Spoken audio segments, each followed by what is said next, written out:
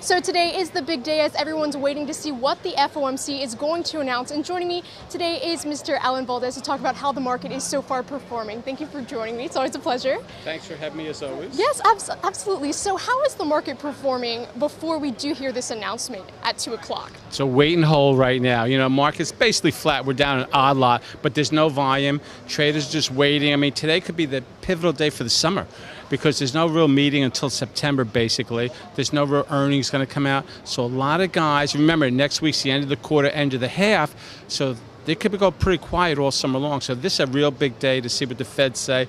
I think they say nothing. They're going to keep the rate the same. They're not going to talk about tapering. They're just going to keep pumping $85 billion into the market every month, at least till the fall.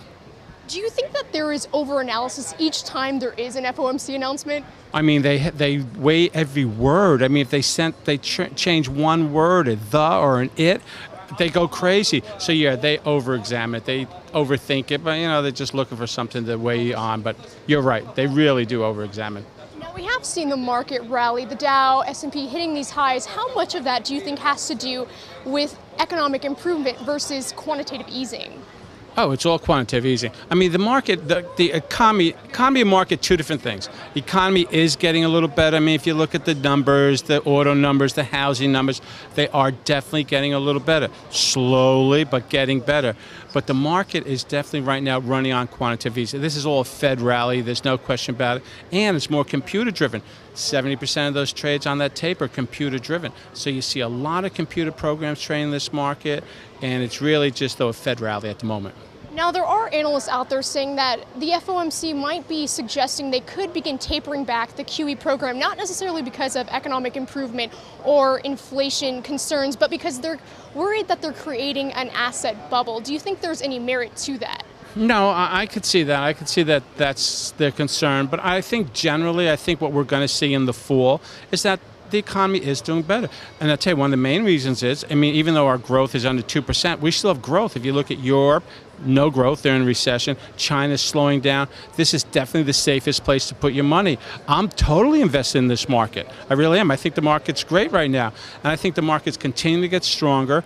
We're going to be the best house in the worst neighborhood, as they say. But this is where you want to put your money right now. And I don't see the Feds tapering. Are they causing an asset bubble?